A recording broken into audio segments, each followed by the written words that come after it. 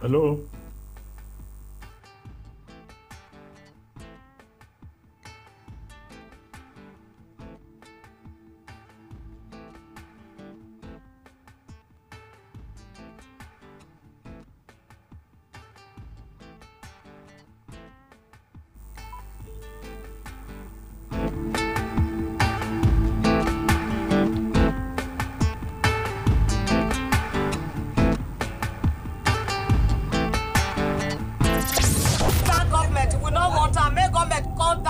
The same flavor. Extreme poverty, totally unacceptable. Same on the edge experience. Why is it that an average policeman would rather want to work in EFCC than work in SFU? The original department that should be the mother department of the EFCC. We are a very delusional set of people. City Talks with Reuben Abati. Please note, the views and opinions expressed in the course of this program do not represent that of City 1051 FM. The station, therefore, is not liable to any legal action that may result from the program.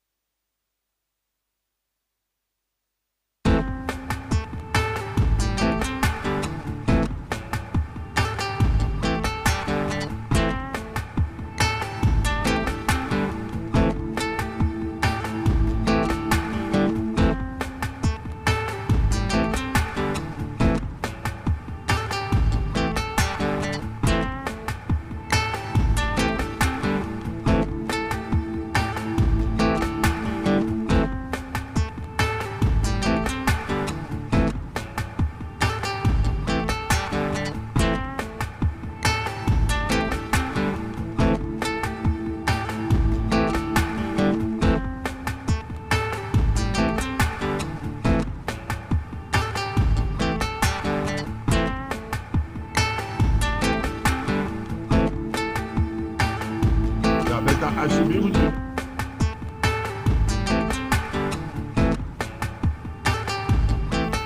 Hello.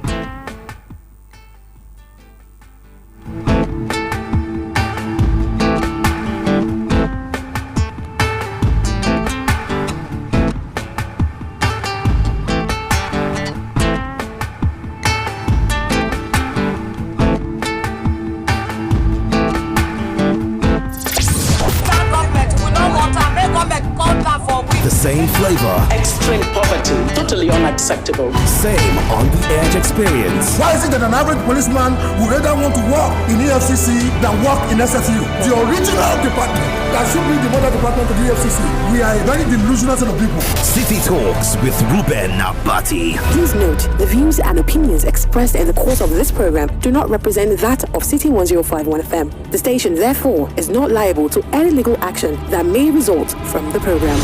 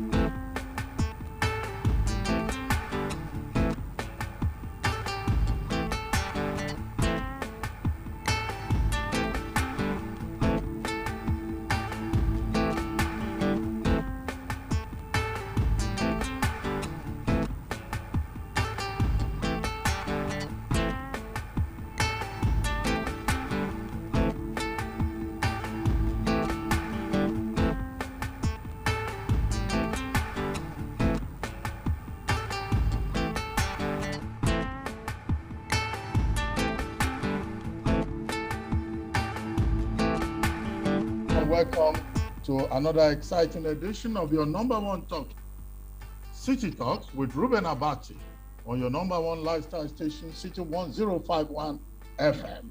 On this show, we talk about stories of political and human interest that interest us and affect us as Nigerian citizens, and as well as members of a global human community. Today, We'll be discussing the 2023 presidential election and the ambition of some aspirants and those who have become candidates if they are given a chance to run Nigeria. To guide us through this, we have a special guest, and it is with great pleasure for me to introduce a guest who is a spokesperson of the Bola Tinubu campaign.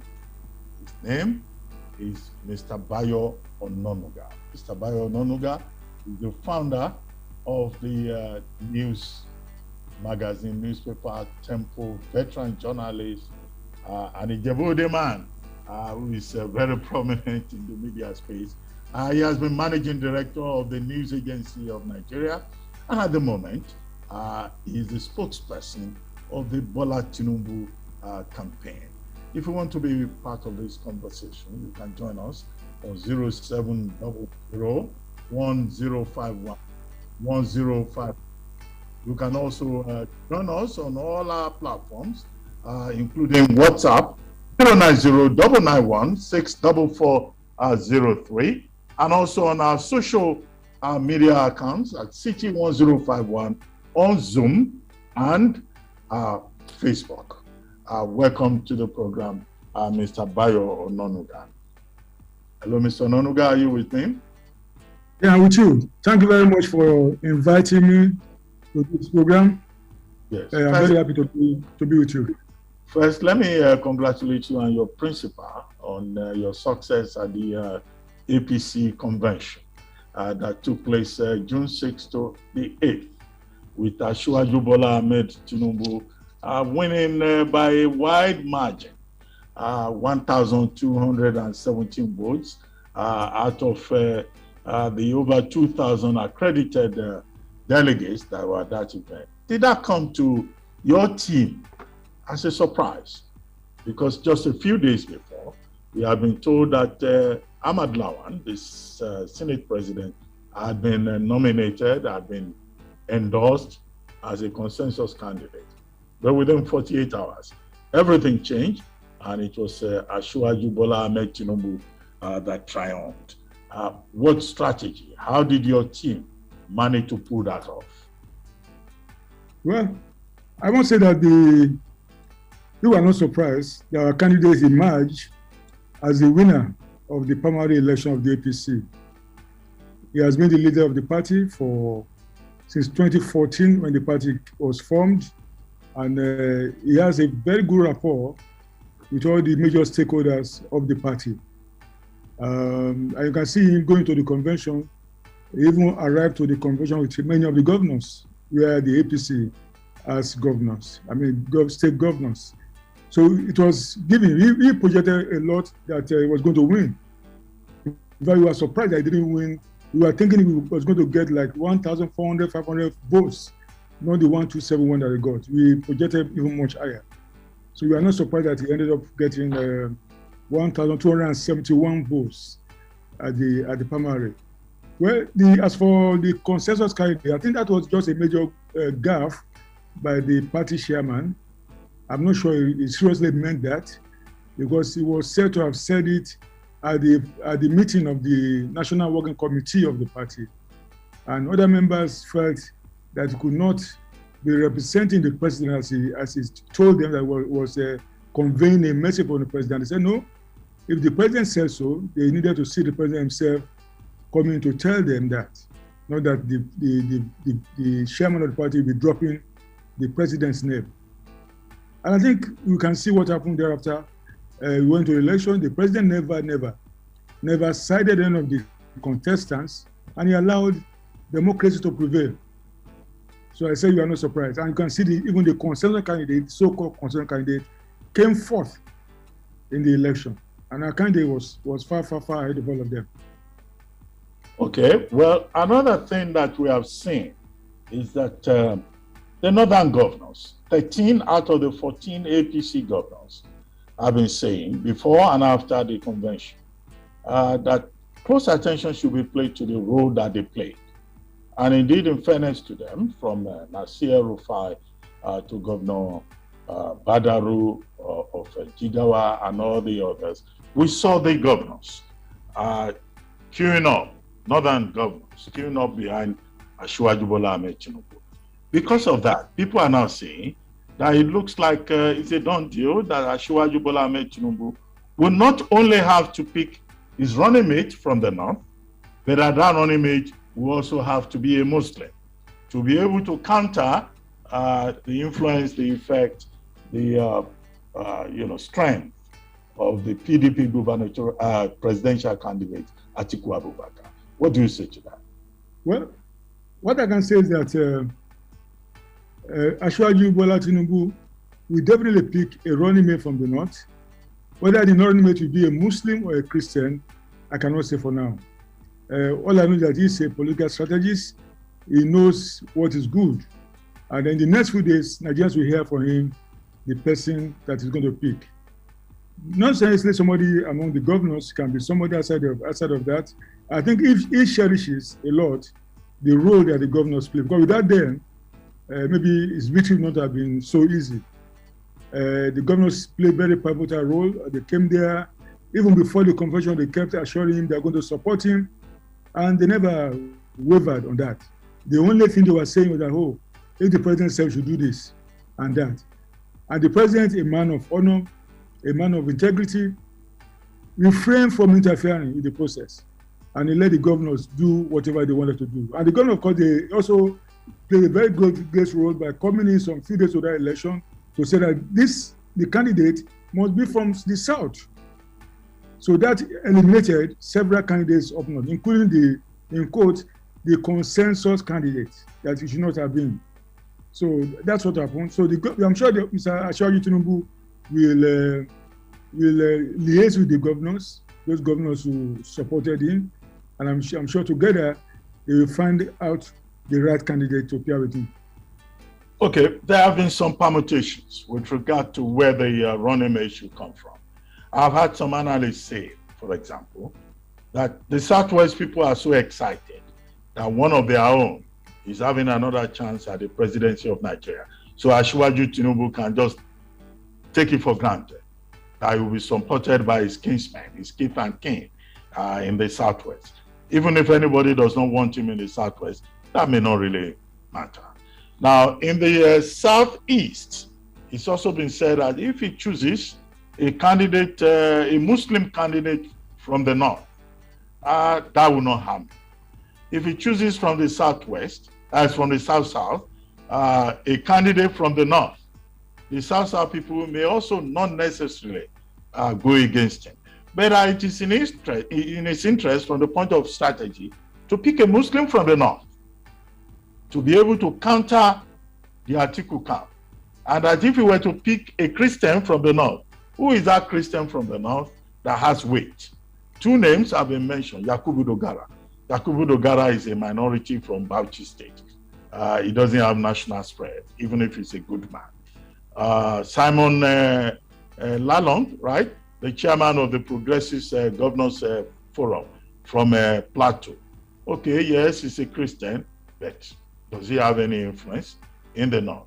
If he picks Boss Mustafa, Boss Mustafa is a technocrat, but he has no political value in the real sense of it. So what is left to Asiwaju Bola Ahmed Tinubu, since you are talking about strategy, is to pick a Muslim whose influence will be able to counter that of Atiku Abubakar in the North.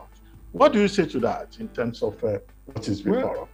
From the way you've spoken, it seems as if you are thinking for Bola Tinubu, or you are one of those analysts already second-guessing the candidate.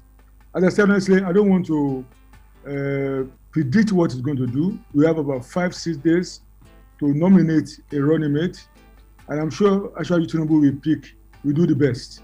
We'll pick the right candidate that can add value to the ticket. You see, the country has been so polarized in the last many years now. Country polarized along Muslim, Christian line, North versus South, and so on. And I'm sure whatever he does in the next 5 days, he'll be able to swim over these divisions and pick the right person to work with him for victory in the February 2023 election. So let me not dive into it. I will not talk about who is going to pick. There are so many people are qualified. Dogara is qualified to be a running mate. Lalong is qualified. He has paid his dues, and even Boss Mustafa, all of them are qualified. I don't agree with you that all these people are political paperweights. They are politicians, heavyweight in their own right. But I said, let's leave it for the candidate to announce his running mate. And I said, yes, just about a window of 5 days. This thing will be known to Nigerians. Okay, on the day of the convention, when Asiwaju Bola Ahmed Tinubu was delivering his victory speech, he took a sharp dig at the Senate President, Chairman of the National Assembly.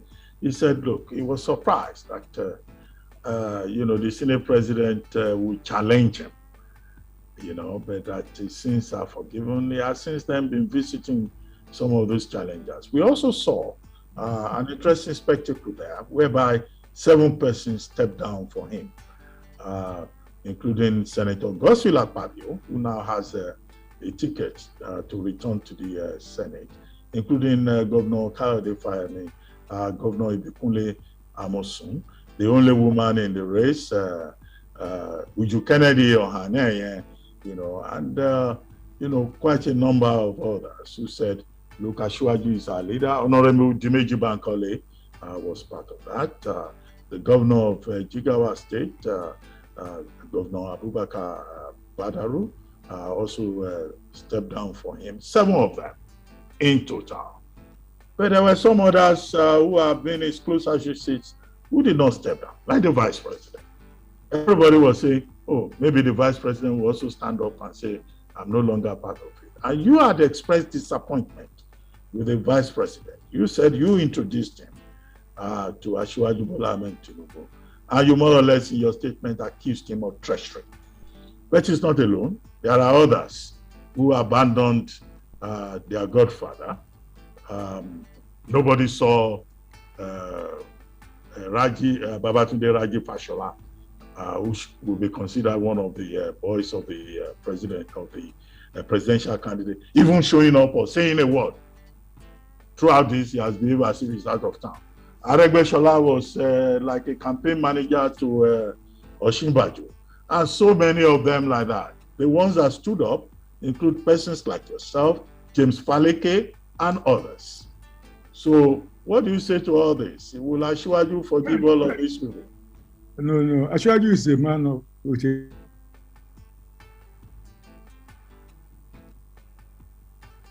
Hello?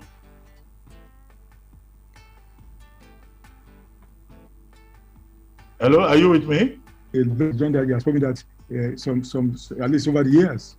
Let me quickly talk about Raji Fashola. Even though Raji Fashola did not come out openly, it was all the way in support of Asiwaju Bola Tinubu. The rumors people are pelling aside there. I know what it was with him all the way. In politics at times, you don't show your hands every time. You are not loud all the time. Sometimes there's something you do behind the scene. Because I know that, for example, it was Raji Fashola that brokered a meeting before the convention between VP Osinbajo and Bola Tinubu. So we don't ever discountenance what he did. He was part of it. Even Lai Mohammed was part of it. Everybody played a role.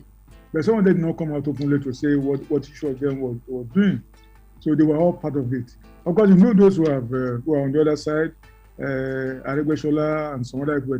Everybody knows the story, but I'm sure over time, even Rauf will come back to his mentor, so to say. As for Lawan, Senate President, I think our candidate mentioned him, the president candidate mentioned him specifically. He said he was surprised that they came out to compete against him. Don't forget that during the consultation process, Asiwaju went to the National Assembly and he spoke with Lawan. And otherwise, if the election had gone the way it ought to be on the floor of the Senate, Lawan will have emerged as the Senate President in 2015. But Saraki took the trophy and went away with it. In 2019, Asiwaju was again there for Lawan. to ensure that Lawan became president of the Senate. Just like it was there again, it was there for Bajabia Miller in 2015 and 2019 to ensure that Bajabia Miller also became the Speaker of the House of Rep. So that was he spoke in that light, with that background that why should Lawan come out to contest against that? At least it should also have deferred to him as his political mentor, so to say, that you didn't expect to come. But there are all kinds of conspiracies. People say, oh, maybe Lawan, there are some people who they call them the cabal, who are egging Lawan and some other people on, oh, go and contest. You are the president will anoint you. And we saw a play of that for a few days ago when the national president of the party chairman announced that Mr. President has anointed Lawan, which turned out to be a lie. President didn't anoint anybody. I think that was what happened. I think for Tinubu, honestly, a lot of people who were either against him or for him, you find that over time, you can see the step he took. Immediately, he got the nomination. He'll be going around to visit all of them. He visited Amosun. He visited even Godswill, everybody, to say thank you and then to mention that the party. Even Osinbajo, he visited him. Chairman of the party and the president, he visited them all. The man who said we were going to punish him, he visited all of them. And he, of course, he started from the president to say a big thank you to the president. He visited all. So that's the kind of man he is. He will be able to harmonize whatever interest in the party. He's a party man. He will bring everybody together under the same roof. Well, Mr. Ononuga, let me ask you, in the social media, well, you may say don't take everything you see on the social media hook, line, and sinker, but on the social media, we were told that while other aspirants on the platform of the APC were targeting delegates, that Asiwaju Bola Ahmed Tinubu targeted the aspirants, and that was why 7 aspirants in total stepped down for him and swayed the votes, in his favor. And even the ones that were not delegates, that Asiwaju, even the ones that were not aspirants, Asiwaju's strategy was to just buy them up, and that he gave out a lot of dollars. That some people even collected up to $1 million to support. So how much money did you guys spend to win this? There's no truth in all that. I was at the convention ground. I didn't see any dollar being distributed. No, nobody distributes money at the convention ground because was there. I was also at some of the hotels where the delegates were accommodated. I didn't see any dollar changing hands. You see, I've said it. The governors were very pivotal to what happened. We have 22 governors, and the majority of them were in support of Asiwaju Tinubu. From the Kwara governor to Osun governor, Lagos governor, they were in control. And don't forget that most of the delegates were brought to the convention ground by those governors. In fact, for many of them, I can tell you, they felt insulted if you offered them money to give to their delegates. So there was nothing like, as people were saying, the credit, honestly, must have gone to the governors. It should go to the governors, because I said they actually helped Asiwaju Tinubu to emerge with the landslide that everybody witnessed. The man was just like a walk in the park for him. You can see the next president maybe scored 300 and something votes, and the man was galloping ahead with over 1,271 votes. It shows you, to me, I think the governors and the president played a great role. Not that the president anointed Tinubu, but the fact that he stayed neutral helped Tinubu to emerge. Don't forget, Tinubu is the leader of the party. Well, maybe the de facto leader. The president is the jaw. Because as the president of the party, as the president that came from the party, is the real leader. But Tinubu is there. And over the years, in the last 7 years or so, he has maintained good relationship with many of the governors. When they have problems, they always run to him. We'll help them solve the problems. And this is what has really helped him to win their hearts because they know that he's a reliable politician. They can always count on him anytime. Okay, but how about this dilemma? Why northern governors? 13 of them out of 14. The only exception was Governor Yahaya Bello of Kogi. He too, I've seen footages of his meeting with Asiwaju Bola Ahmed Tinubu, and Asiwaju Tinubu saying, oh, Yahaya Bello is my son. So, okay, they've kissed and made up. But if you look at the major opposition, it came from the southwest. Before we had that spectacle of Fayemi Amosun, Dimeji Bankole stepping down for Asiwaju Bola Ahmed Tinubu,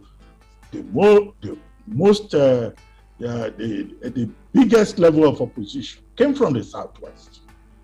And at least one of the aspirants, Pastor Tunde Bakare, said he was not stepping down, he was stepping up. And the impression was created ahead of that convention that Asiwaju Bola Ahmed Tinubu has lost grip of his own constituents, and that he was prepared to victory by other people from South and people from the North. So do you think that a major damage, one way or the other, will be Asiwaju losing grip of his political influence in the Southwest? Well, I don't agree without prejudice to the fact that Amosun, Fayemi, Dimeji Bankole, came around, and Senator Ajayi Borofis, also came around and said, "Oh, this is our leader. We are now supporting him." At the last minute, perhaps when reality struck them that they could not sabotage this man. You see, it's just a pity that the election was not held the way maybe it was. If the party had said, okay, Ogun State delegates, line up and let's count your votes, you probably will not be saying what you are saying. Because if that had been done, it would have been clear that even though the VP is an indigenous of Ogun State, he would not have won Ogun State. Oyo was clear. Asiwaju won Oyo State because there was a pledge by the leadership of the party that don't worry, we are supporting you. It's not true that the man had lost control of the Southwest. There were some skirmishes, political skirmishes in the Southwest, some quarrels over, especially from Ogun, for instance. In 2019, Asiwaju supported Dapo Abiodun to be governor of the state. Probably Dapo did not know what Asiwaju did to really make sure that Dapo got that governorship. That was what he went there to remind him of. But is it fair to call our governor the Eleyi of Ogun State? It's your governor, it's my governor. Nobody should call our governor Eleyi of Ogun State. But people can interpret Eleyi as anything. Eleyi is just, I'm a Yoruba man too. Eleyi means someone, that person standing down there. He didn't mean it in the way people, in the condescending way people are interpreting it to be. He was just talking, and if you watch the video again, I watched the video several times. In fact, most of the time he was throwing banters because he was talking to politicians. And don't forget, they were also clapping for him. They were supporting him. He just came to remind Dapo Abiodun what he did for him and that he expected him to show some gratitude. That was what was the message he came to deliver to the people of Ogun State. And from my own intelligence, after he left, the pendulum went swung to its corner. The delegates knew that when they get to Abuja, they are not going to back VP Osinbajo. They are going to back Tinubu. So it means his visit to Ogun State really succeeded in changing things. So as far as I'm concerned, he has not lost control of the West. Pastor Bakare is actually not a politician, so we can just ignore him. He's a priest. He should rather go and face his priestly duties rather than just dabbling into politics.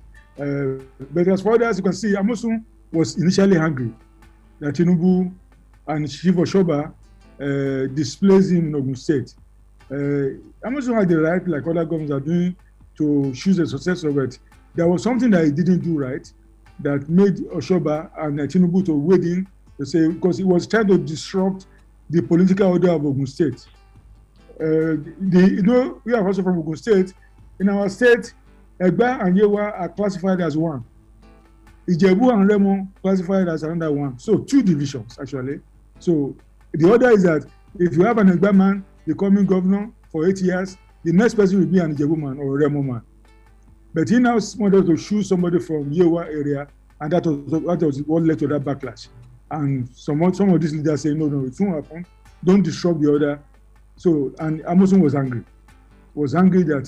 That didn't happen to him. And so he's going to take the form, was all part of it, to say, yes, I want to show Tinubu that he also has some weight in Ogun State and things like that could disrupt things.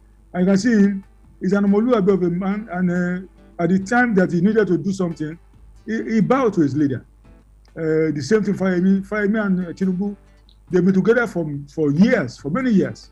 They were in the trenches together during Adeko years, and he never forgot that. And when he needed to take that dramatic action, he did it for his leader. The same thing, Senator Borofis, they've all been political allies of Bola Tinubu.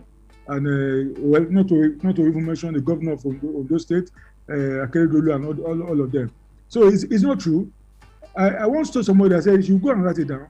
If in the general election, the Southwest will fully support Bola Tinubu, and you may find that he may even win more votes than Awolowo ever did in his political career. That's quite possible. But okay, earlier on, I mentioned Vice President Yemi Osinbajo.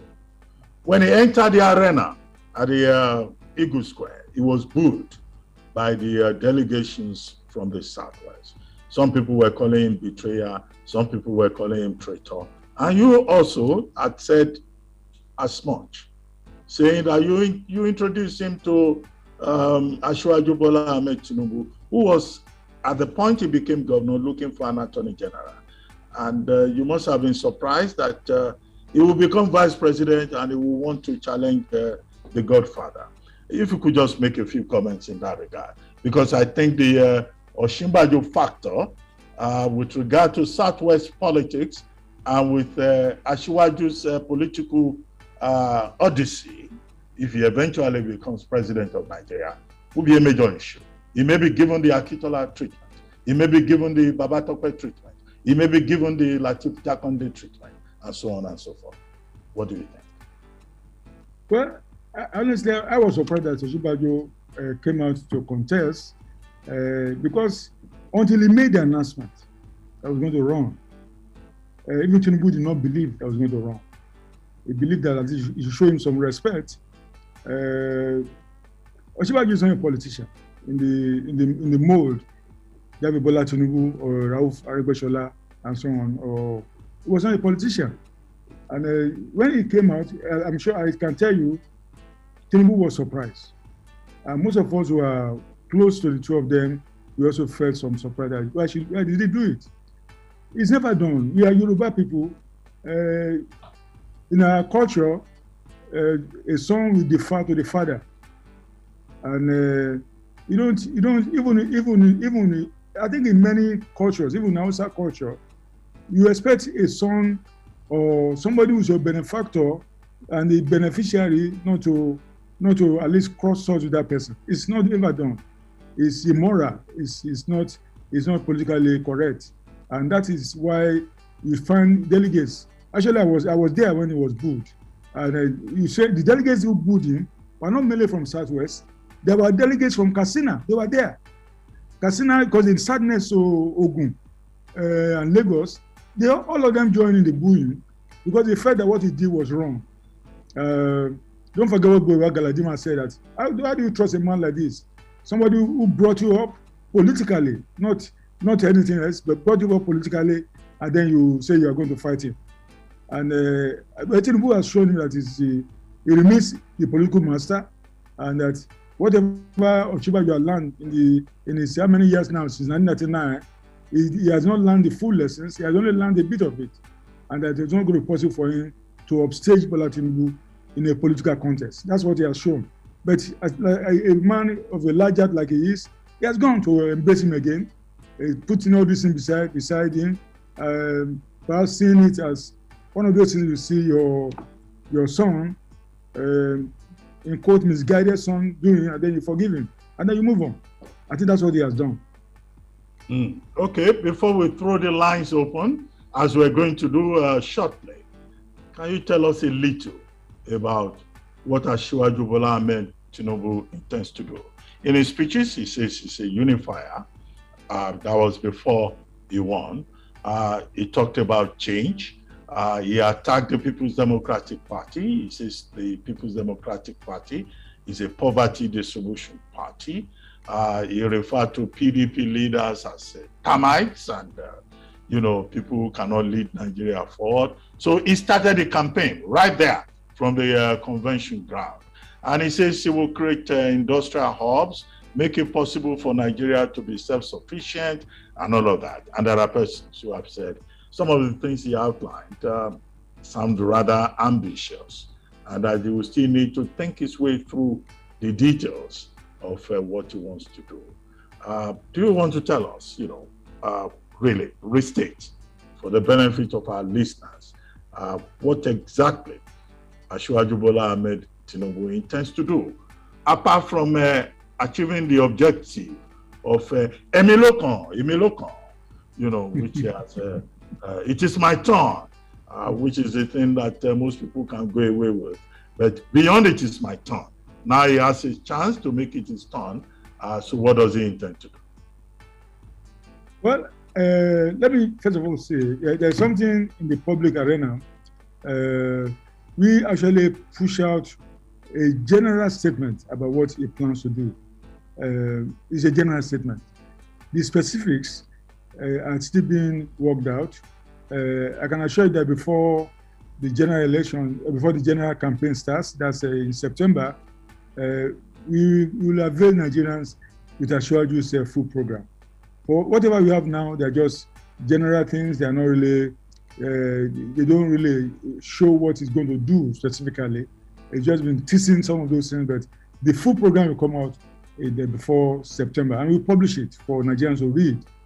Because we have said in his campaign against Atiku and other presidential runners like Peter Obi and all of them, and Kwakwanso and everything, what we drive will be his vision. And we are ready to launch this vision before we go into the full campaign. We still have about 2 months or so. This is June. The INEC says campaign should start in September. So between June and August, we have our program ready. A real manifesto with all the facts and figures. So that's when Nigerians will know what we really want to do. So what is in the public arena are just some of the teasers that we want to do, not the full program. The full program will come out before we start the campaign. Okay, what is the role of Governor Babajide Sanwo-Olu of Lagos State in this campaign? Has he been given a specific role? Because it looks like since this whole process started, he has abandoned Lagos. He's busy following Asiwaju Bola Ahmed Tinubu about. Would Asiwaju Bola Ahmed Tinubu's emergence translate into the cessation of governance in Lagos State, since the governor of Lagos State now has become an enforcer for his godfather, following him about, going up and down? The people of Lagos State should not be shortchanged because Asiwaju Bola Ahmed Tinubu wants to become president, and the governor should not become a campaign boy. Well, does he have a formal role? Well, I'm not surprised by the role Sanwo-Olu is playing. What else do you expect? Is the governor of Lagos State. Tinubu, his politics is from Lagos State, so he has to support him. It's natural for him to support him. And if you also bear in mind what Tinubu has done to enhance Sanwo-Olu's political career, you cannot expect anything else. I think I'm not surprised that he played such a role. I'm sure he's very, very busy now to also start his campaign, but he cannot abandon Tinubu. He needs him. Tinubu also needs him, and so I think that's what is going on. He played a lot of roles, always around, offering advice and offering whatever assistance to ensure that Tinubu wins the primary. Even trying to convert governors. Governors may be doubting whether to support or not to support. He played a lot of role, and So I commend him. I think, unlike some other people, he has shown a lot of appreciation about Tinubu's role in his own political life. Okay, Mr. Ononuga, I think at this point we'd like to take a short break. And when we return, we'll take comments and interventions by persons who have joined this program directly on radio and also via social media. And if you want to be part of this conversation, don't forget, you can join us on 0700-1051-1051. You can join us via WhatsApp on 09099164403 and on social media accounts at City1051 on Zoom and Facebook. Our guest is still Mr. Bayo Ononuga, spokesperson of the Bola Ahmed Tinubu campaign, the presidential standard bearer of the All Progressive Congress Party. We'll be right back. Stay with us after this break.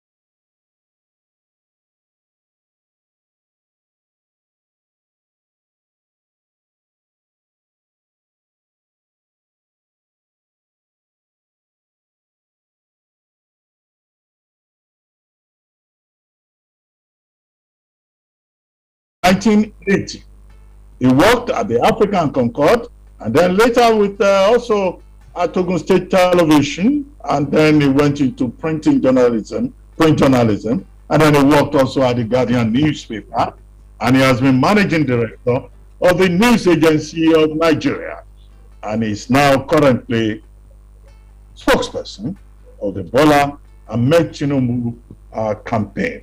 As you know, Asiwaju Bola Ahmed Tinubu is the standard bearer of the All Progressive Congress, the ruling party of Nigeria, as we prepare, as we transit to the general elections of 2023.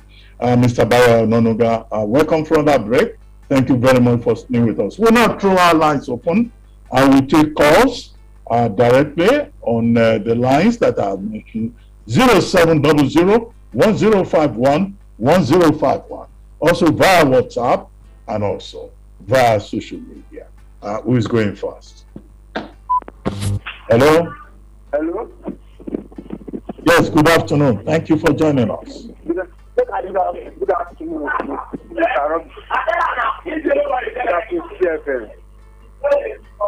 Please go ahead. Your name, your location. Please, this is Terry calling from GRA. Hello? Hello, I can hear you. Please go ahead. Hello? Hello, please go ahead. Okay, we seem to have lost that particular call there, but while we're waiting for the next caller to join us. Mr. Nonuga, if we were to do a short list of the direction in which we should be looking in terms of who would likely to be a Tinubu'S running mate, who and who will make your short list? I will not take that risk. I don't want to create any wrong impression. I think you say it to the candidate, you pick a choice. And I think it will be a very right choice in the next few days. I don't want to take any risk of doing that, of shortlisting for him.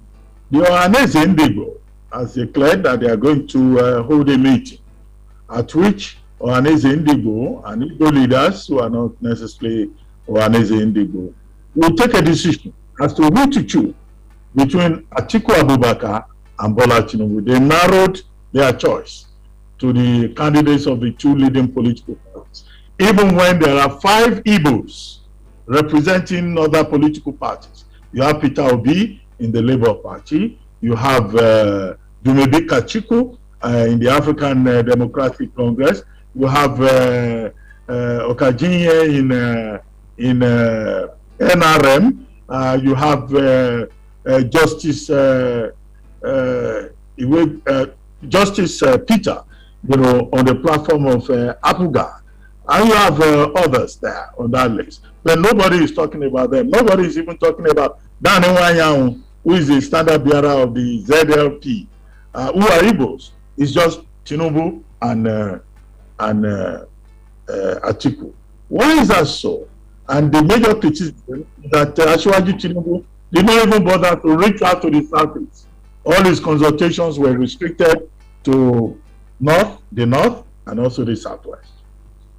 Do you think that affecting? No, let me undo the latter one you mentioned. It was unable to reach the southeast because of logistic problems. I think this primary election, there were all kinds of problems, all kinds of intrigues and so on and so forth. And as a politician, he needed to stay around Abuja to fix so many things.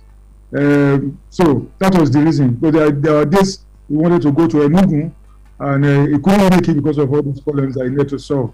It doesn't mean that he slighted our southeast borders. That was not his intention. He was in the south. He was in Edo State. He was in Delta State. I think he also visited. I'm not sure now whether he visited Port Harcourt, but at least to show that he didn't mean anything. When he wanted to go to Anambra, leaders like Andy Ubamko said, "No, don't worry. They are coming to Abuja. You meet them in Abuja." And I think he met them in Abuja, and then told them what he wanted to do and things like that. So it's not a start at all. As to who our eastern brothers should kill, southeastern brothers, for me it's clear. The PDP governed Nigeria for 16 years, and what do they have to show to the southeastern people?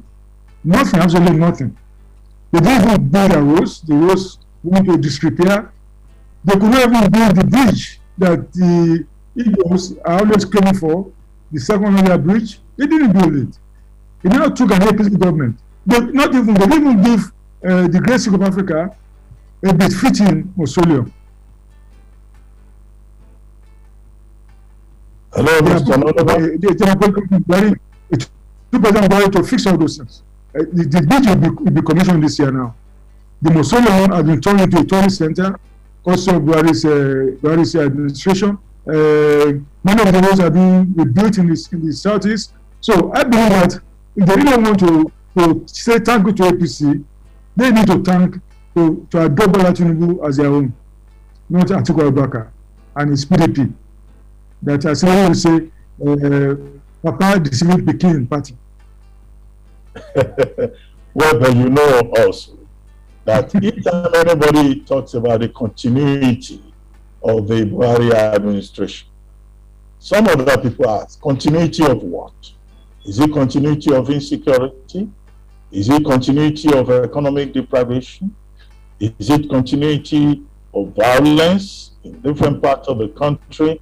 Is it continuity of, Gosloism, if we can put that? So is Asiwaju Bola Ahmed Tinubu also joining the bandwagon of some of the other presidential aspirants before now, to say that he just wants to continue the legacy of President Buhari as has been defined?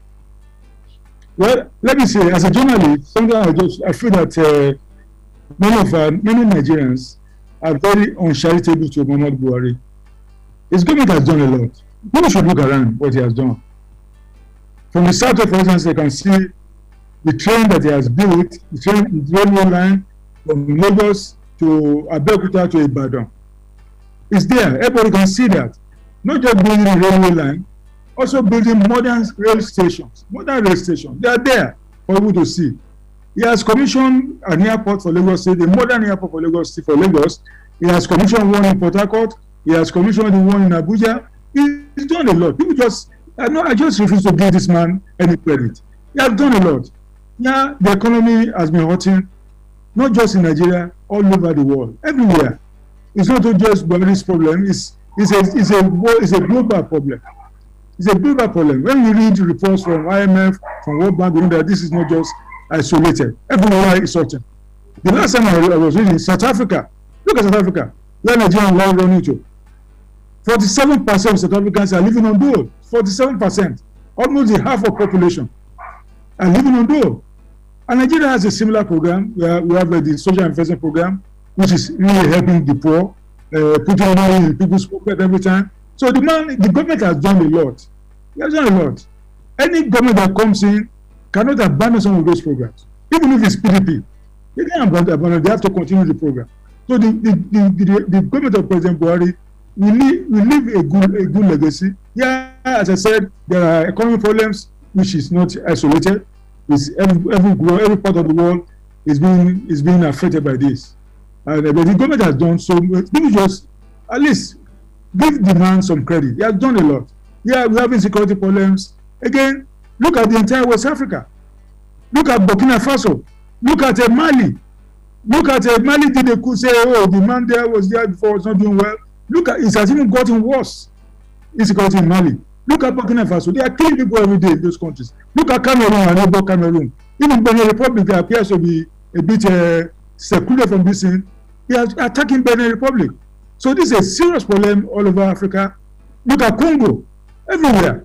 There are Uganda. Insecurity problems pervading everywhere. So this is not just a Nigerian problem. People should see it as a real national problem, a regional problem, a global problem, and then we should see ourselves joining government to find solutions to all these problems. Okay, I get your point, Mr. Bayo Ononuga, but let me go back to the studio right there in Lagos. If it is possible to get some callers to, get through to us, even if I don't hear them clearly, I'm sure maybe Mr. Ononuga will be able to do so, and Mr. Ononuga can respond to them from his end there. Hello. Hello. Reuben, Abati, good afternoon. Good afternoon. Yeah, I can hear Mr. Ononuga. Let me congratulate his principal Ford on his resounding victory. At the just concluded primaries of the APC.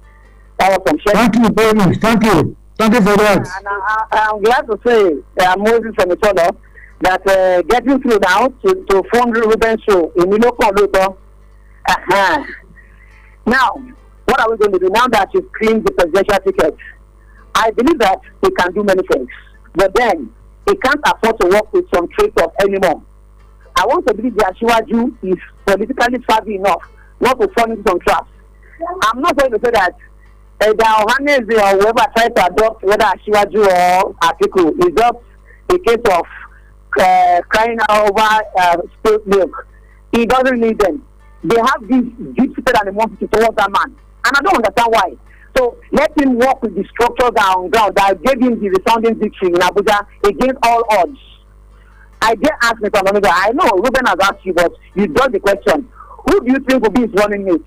Sincerely, not guess. I want to put in that high spot, Mr. Omega. Who do you think will be? Because I'm thinking of either Boss Mustafa or Dogara, former speaker. So who do you think? Tell the world. It is the idea to tell the world. Reuben, thank you for the platform. Thank you. I'm sure you heard him very well. I heard him. Well, thank you for congratulating my Oga for winning the APC presidential primary. As to what you are saying, the man should run an exclusive government, showing some of those. No, it can't happen. Our leader is ready to embrace all. That's what we have done in the last few days to reach out to everybody. This is a party affair, and it's not going to leave anybody behind. As we run it, I'm sorry, I have no answer for you. I cannot say whether it's going to be Dogara or Lalong or anybody. As I've said before in this program, our candidate has about 5 days to choose somebody. And I believe whoever he chooses will be the right person. Okay, we'll take another call. Is there another caller out there? Or maybe a message from WhatsApp? Good afternoon, sir. Dr. Abati. Good afternoon. Good afternoon. Good afternoon. Good afternoon, Mr. Namiga. Good afternoon. Good afternoon. Thank you. Congratulations to our Ashiwaju. Now that all things said and done, we want to give our Ashiwaju, because this is Yoruba now. We want to give our Ashiwaju the policy that we help him to bring security, economy, and fight corruption in the country.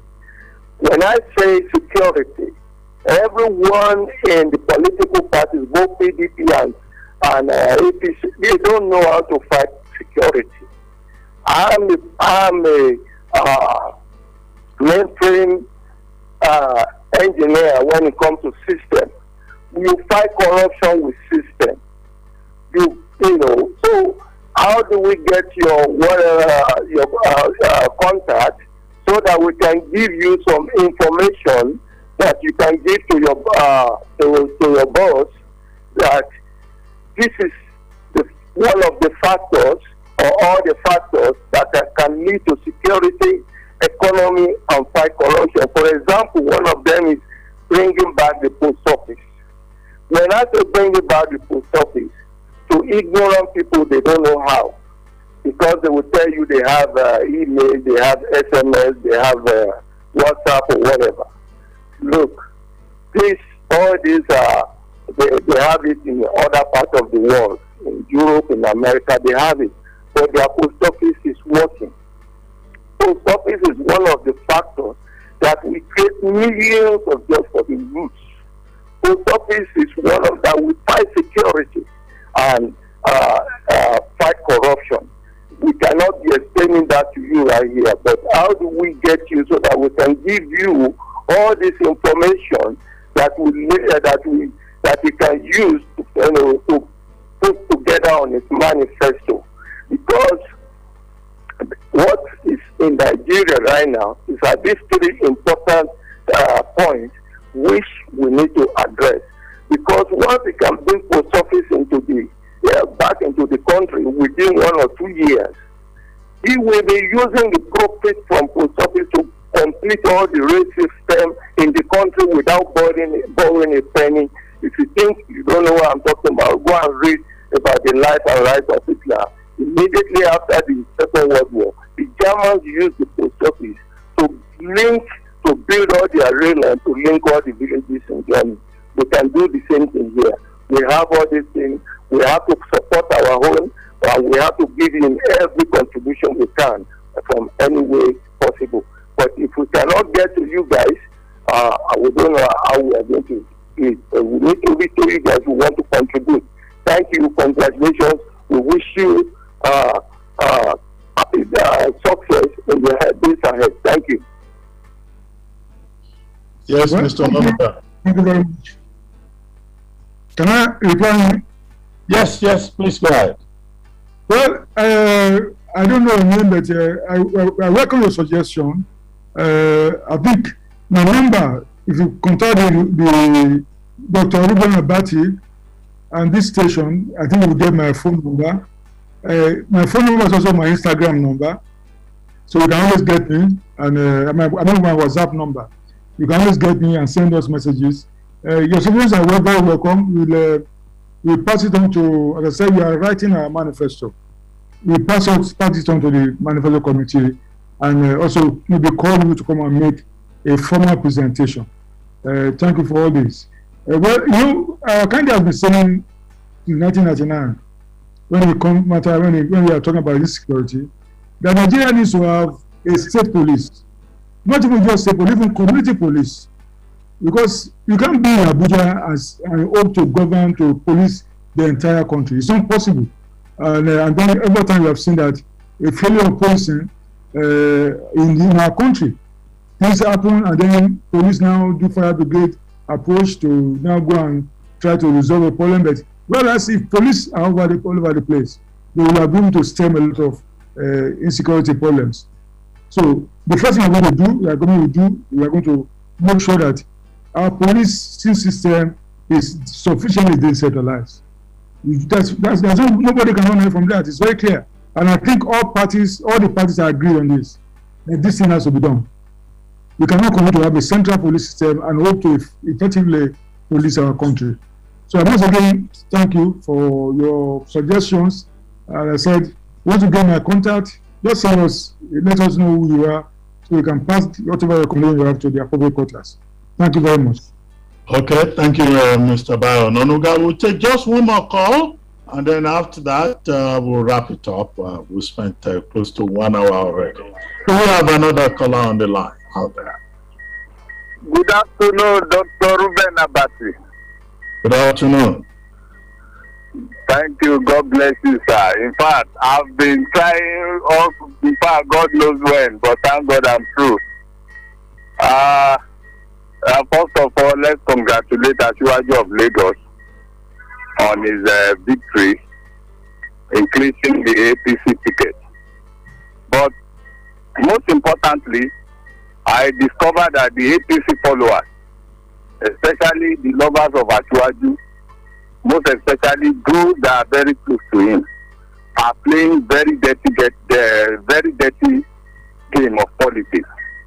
They are being childish, if I can use that word, because the way of name calling to Professor Yemi Osinbajo is unbecoming and is unimaginable.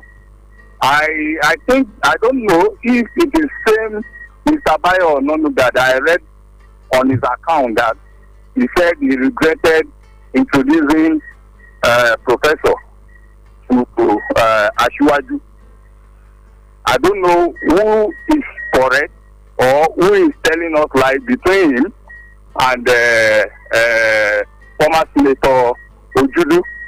Both of them claim to have the prestige or the ability of knowing Professor Osinbajo and introducing him to Asiwaju. But in all, these men that are supporting Asiwaju fail to understand that the professional help politicians to achieve. When Professor Yemi Osinbajo was in Lagos, we all knew what he did against the almighty PDP of Obasanjo. So Professor Yemi Osinbajo has now become non-entity because he contested against Asiwaju. I don't want to go personal against Asiwaju. That's their choice. APC does not own Nigeria. We have our own choice as electorate. But I hope these men, they are men. I'm thinking they will behave more maturely. They will behave more maturely. But unfortunately, all these men, even when Asiwaju got the ticket, in fact, the happening thing that came to my mind was when he was saying Ahmed Lawan to lick his wound. That is not spirit of sportsmanship. You have won, you have won. That is not spirit of sportsmanship. I really don't understand. But that's their luck, and that's their opinion. All what Mr. Bayo Ononuga has come to say, it is totally his opinion. Electorate will have their chance by God's grace, God willing, God keep all of us. We will have our chance February 2023 to choose our choice. But in all, we want to wish them best of luck. But it would have been better if they should jettison this dirty game of politics they are playing. Within APC, I don't know how it's going to be by the time they are facing the opponent, when they are facing the like of Shure, when they are facing the like of Peter Obi, when they are facing Atiku or any other person like that. But one more thing that I just want to say, I want the Southeasterners, the candidates, to put their house in order. How many of them have you listed now? About 5 or 6 against the Northerners, against the Southwesterners, or about 3 Southwesterners or thereabouts. If truly they want this ticket, they want this thing to come to their zone, why not rally around just one person that they know is credible enough to rescue this country? Why all this issue of it should be I should be the one. And at the end of the day, you will be crying of marginalization. We saw what happened in PDP. We saw what happened in APC. Southeastern delegates cannot even vote for their own people. It's unfortunate. Thank you very much. We need to allow Mr. Ononuga to respond as we begin to wind down the program for today. Mr. Ononuga, well, the last speaker, I don't know where we got the idea from that Asiwaju's supporters are playing dirty politics. Well, I think we've tried to play it as clean as possible, not a dirty politics. We're doing that. I don't know where we got that idea from. I think from the way he spoke, he's an Asiwaju supporter, and he's entitled to that. And he said he also raised the issue that my account of how Osinbajo met Tinubu was the correct one, or whether the one by my colleague was the right one. If you read both accounts, go and read what I wrote. I don't want to join issues with my colleague. Go and read it, see whether you know that's authentic. Just go and read it, and you know what really happened. But everything is a matter of personal opinion. You have your views. Some of us we are moralists. We believe that there are certain things you cannot do as a human being. You cannot cross swords with your benefactor. You cannot oppose your benefactor. You have to be really grateful to your benefactor, no matter what happens. The Yorubas even have it that you don't throw stones at somebody who has been your benefactor. We were raised on that philosophy of life, and as a true Yoruba man, I believe in this. So if some of us express some shock, that Osinbajo was standing up against a benefactor, then you know where we are coming from a cultural point of view. So we have no apology about that. But I think all those ones are now gone by. We have moved beyond that. Even Asiwaju and Osinbajo are talking to each other. So what is my own? I think people the supporters should again move on. Things have moved beyond that. Everybody is trying to do some rapprochement, and it's not left for us now to be opening some very old wounds. Things are happening quickly, and then people should blow up and move on and forget whatever has happened. Well, on that note, I'd like to thank you very much, Mr. Bayo Ononuga, for taking time out to discuss this topic today. The All Progressives Congress Convention and Asiwaju Bola Ahmed Tinubu's victory and what we should expect going forward. We also like to thank all our callers and those who reach out to us via Zoom and Facebook. Remember, the conversation does not end here. You can still reach out to me on my social media account at Abati 1990, and also on Instagram, and also on City 1051 on all social media platforms. For those of you who tuned in late, there's no need to worry. You can visit YouTube page City 1051 to watch the entire show. And when you do so, don't forget to hit the subscribe button and leave comments. Don't forget also to tune in next week at 12 noon for another exciting edition of City Talks. My name is Reuben Abati. The show was produced by Charles Flames, Oluwaseun Adetutu, Ayodamola Oludara, Oluwatobiloba Samson, Abiodun Odunton, and Ezekiel Olawumi. The executive producer is Adedoja Adam. Have a great weekend, and thank you for joining us. We'll see you again next week. Thank you. Thank you, Ababa.